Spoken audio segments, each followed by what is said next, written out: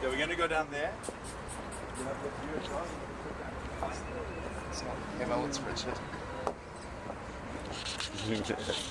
This is Jerusalem.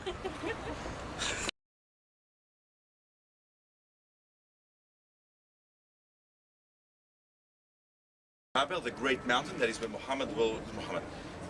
Omar ibn Khattab will arrive and pray for the first time over Jerusalem, and therefore it's called the mountain of the great mountain. God is great, the great mountain. Beyond that, we will have Bethlehem, and then the highest mountain in Judea is going to be Hebron. Hebron, the city of the patriarchs and the matriarchs that are buried there in the tomb of the matriarchs and patriarchs: Abraham, Isaac, Jacob, Sarah, Rebecca, Leah. Rachel is not buried there. She's buried adjacent to Bethlehem. Is that in Israel or Jordan? That's in Israel, but in the West Bank of Israel. It's in the West Bank of Jordan in Israel, on the West Bank. The higher mountain in the horizon that is showing that is Giloh. That is a neighborhood that we're going to have our last view of Jerusalem from. There was also once in Jordan. Okay, so it's beyond the Green Line. And coming closer to us, we can see, not too clear, but in the haze, that there is this neighborhood on top of a hill. You can see a little bit of greenery on the side of the hill. What is clear is that the top part of the neighborhood is very forested. The bottom part of the neighborhood is less forested and also has a minaret inside. And that neighborhood is called Abu Tur. That neighborhood was divided. The neighborhood was divided in 1948 up until 1967 between the Jews of Abu Tur that lived at the top and the Arabs of Abu Tur that live at the bottom within Jordan up until 1967. From Abu Tur, you can see a very deep cliff valley on the west of Jerusalem that goes from the south to the west. That is called Gei Ben Hinnom. In the biblical times of Abraham, 4,000 years ago, in that valley, it was traditional for the Canaanites to sacrifice their children. Children sacrifice is something that is common around the world. It was also taking place over here. 4,000 years ago, under the Canaanite rule, going to be important for us when we also talk about Abraham and his relationship with Moriah. Nevertheless, the hill that starts coming up adjacent to us now, outside of the walls of Jerusalem, with the big grey dome, that is called the Western Hill. That is the part of Jerusalem that was part of the Jerusalem from 2,700 years ago and up until 2,000 years ago. That was part of Jerusalem. The church with the dome, that is called the House of Caiaphas, and that is where the denial of Jesus took place 3 times, when Jesus was going to be judged by the Sanhedrin, and Peter, the witness of the Jewish court, denied Jesus. Nevertheless, coming close to us, and this is probably the most important site over here if you're going to be dealing or researching the history of the Bible, adjacent to, you see the man or the woman with the red and the green ridge that is going up to the left of that. On top of the green ridge, on top of that little ridge, you'll see that there is a bit of archaeological stones blotting out, and above them there is this black 2-floor building. See it? Yeah. Okay. That area and all of what's happening underneath that hill and that ridge is called the City of David, and there's archaeological digs and excavations over there that are exposing periods of history that go to the First Temple period, meaning what we're discovering there are mostly Hezekiah's period, which is 2,700 years ago, and Zedekiah's period, which is going to be 2,500 years ago, respectively. According to what we are trying to prove is that is the city of David, that is the city that King David conquers from the Jebusites, and that is where his palace was, that is afterwards where King Solomon's going to be ruling over, that's where King Nadav is going to be ruling over, and all the rest of the dynasty of King David's lineage that will be in Jerusalem up until the Babylonian diaspora.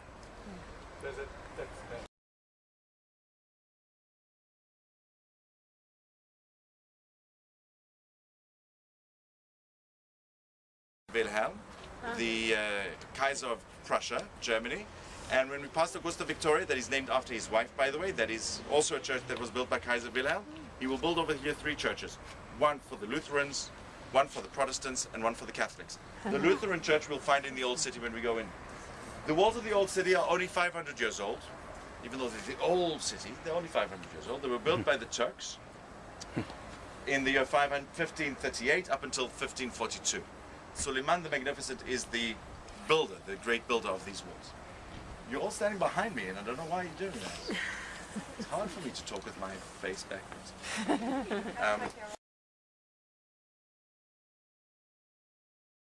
But today, 30,000 people live in the old city. The old city is divided into 4 quarters. The 4 quarters are just for the tourist maps to show you which quarter you are in. There's no relevance of the people that you're going to meet in each quarter. The predominant population of the Muslim quarter are Muslim. Or the predominant, most Muslims live in the Muslim quarter. Most Jews live in the Jewish quarter. Most Armenians live in the Armenian quarter. And the predominant Christian population live in the Christian quarter. 30,000. The core of all conflict in this region is there.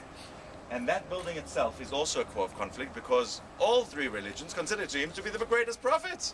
And therefore, it's a mosque within which there is a synagogue and a church from the Crusade period. Wow. Today, only the mosque and the synagogue work, but everyone goes to visit it.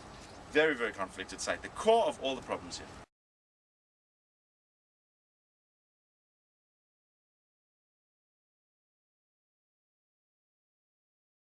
Israel, and since the peace agreements that we had with Jordan in 1994, the King of Saudi Arabia funded the 24-karat gold slabs on the dome, and therefore it's probably the most expensive building in Israel today. That is the holiest site for the Jews in the world. The site, not the building, the site. Yeah. For the Christians,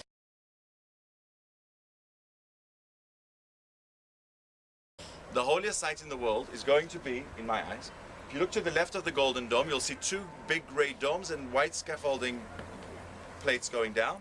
That is called the Church of the Holy Sepulchre. That is the location where Jesus will arrive to for the final 5 stations of the cross, of the stripping of his clothes, the nailing to the cross, the crucifixion, his death on the cross, and then finally his burial, which 3 days later is going to be renovated, resurrected from. And that makes, in my eyes, every Christian who believes in the credo and says, I believe in the Father, Son, and the Holy Spirit, and the Son that was born of a virgin, who was crucified, who died, and was resurrected on the 3rd day, the main bulk of the Christian credo is based on that location, which is the Church of the Holy Sepulchre, and that makes it a very holy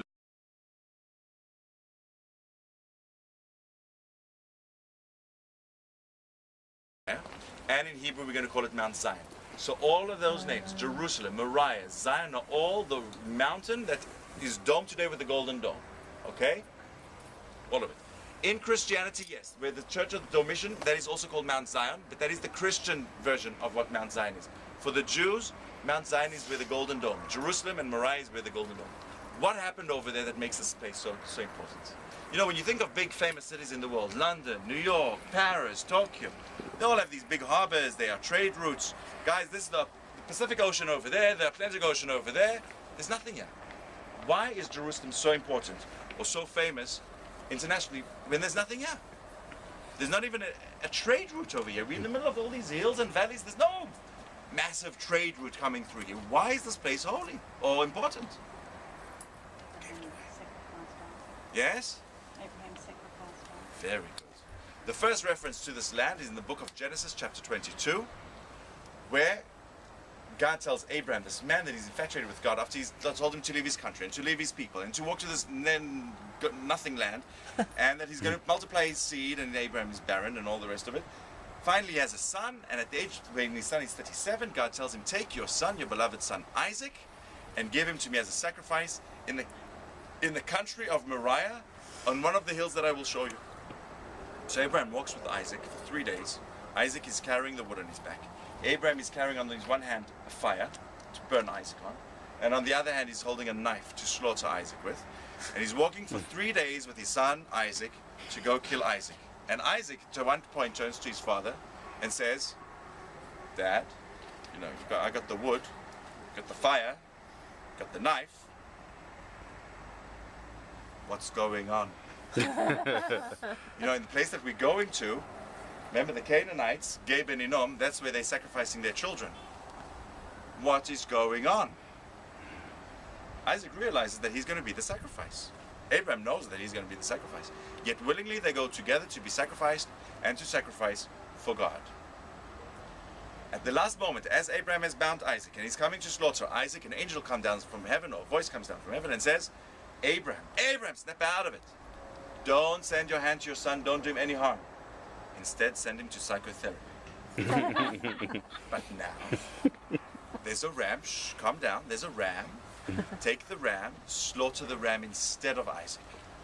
Abraham slaughters the ram, and sacrifices it to God and calls that rock on which that event took place where God will be seen. And that is the core of all religious conflict over here. Because that is the infatuation that starts being created over here by the Jews, adopted by the Christians, and finally by the Muslims, that this location is where God, the greatest thing, will be seen. This is the connection point to God. And everyone wants to connect, right? If you don't have Wi-Fi, you freak out. Imagine if you're not connected to God. Division. All of those, the Jews said yes. And the Arabs, the Palestinians said no. No circumstances will we divide this country up and give it half to the Jews. And because of this lack of compromise between the two sides, there's no compromise. And we have to understand that, and I know that some people have this demonic vision of what Zionism is. Zionism was created to give Jews equal rights as every other non-Jew. It was created even in Romania.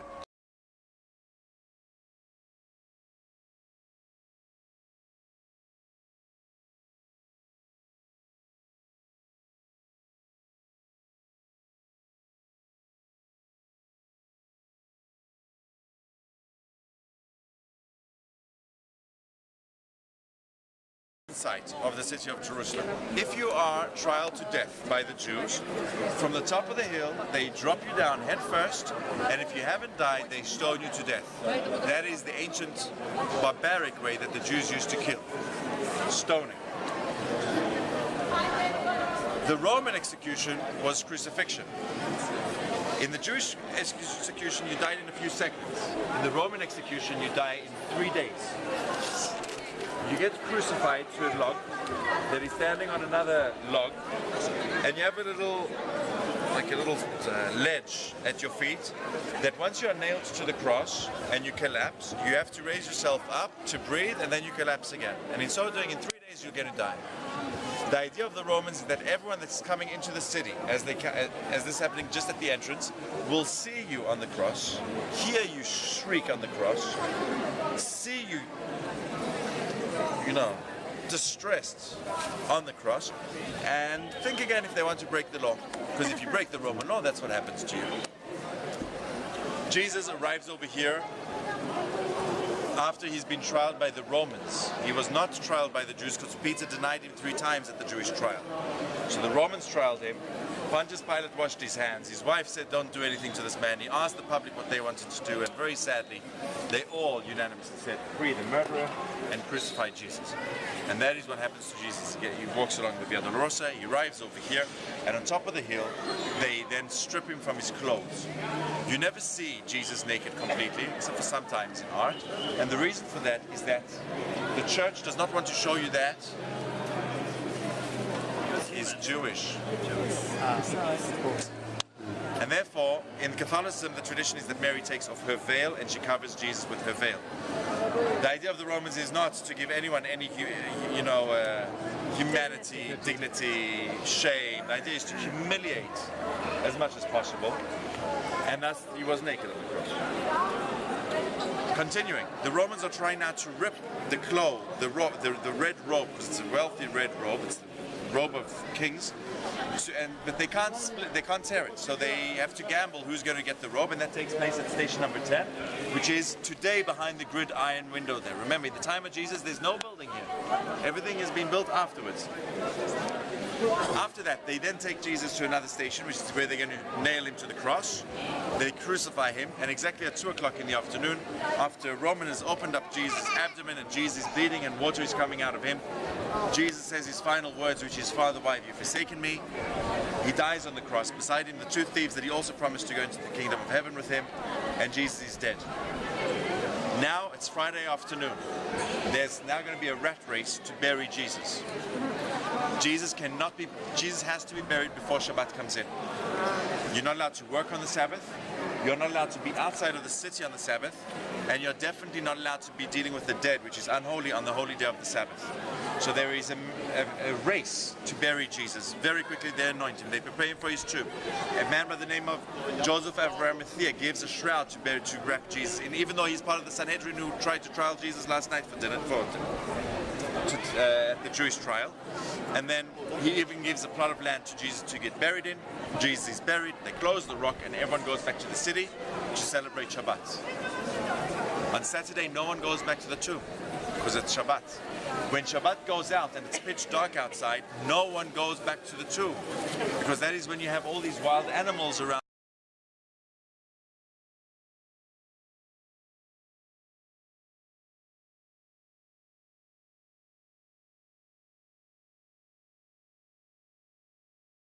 Here we are in Jerusalem, in the Jewish quarter.